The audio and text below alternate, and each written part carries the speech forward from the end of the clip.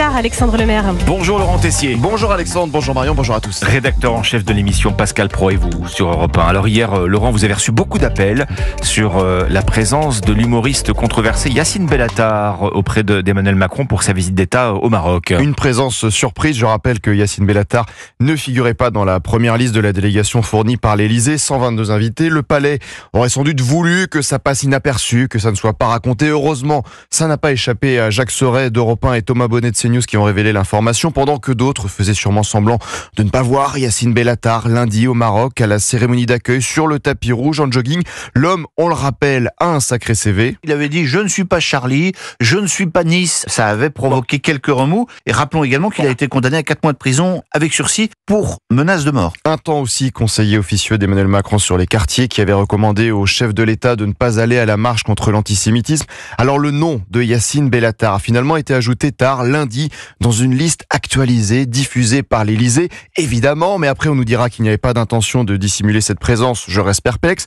Alors Yacine Bellatar est intervenu sur BFM hier, un peu après 19h. Je crois savoir que la liste n'est pas exhaustive, donc elle s'arrête au moment où l'Élysée le décide. L'entourage du président fait valoir qu'il s'agissait, je cite, d'une personnalité franco-marocaine, que sa présence dans la délégation ne valait en aucun cas adhésion à ses idées. Sortez les rames, mais clairement, c'est devenu embarrasse et ça vous énerve au standard d'Europe 1. Écoutez la réaction hier de Franck. C'est scandaleux, c'est regrettable, c'est inacceptable. Voilà, c'est Emmanuel Macron.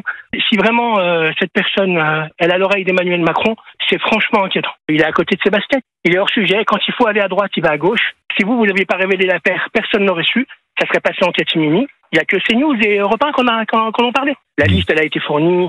Il n'était pas dedans, fallait pas que ça se sache, et puis c'est tout. Moi, je considère que c'est une faute politique. Ça ne s'arrête pas là. Une vidéo montre Yacine Bellatar en train de parler avec le ministre des Armées, Sébastien Lecornu. Le ministre lui tient le bras, ça sourit, ils ont l'air proches. Mais oulala, il ne faut pas dire ça. Notre camarade Gauthier Lebret a eu l'entourage du ministre qui affirme que Sébastien Lecornu a pris Yacine Bellatar pour un technicien au regard de sa tenue et il ne le connaît pas, comment dire. Et alors la marmotte, elle met le chocolat dans le papier d'alu.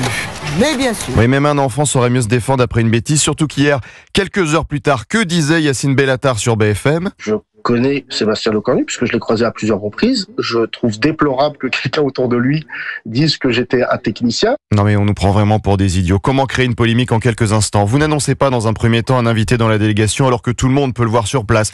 Vous êtes embarrassé, vous essayez de rattraper le coup et sortez les rames de tous les côtés.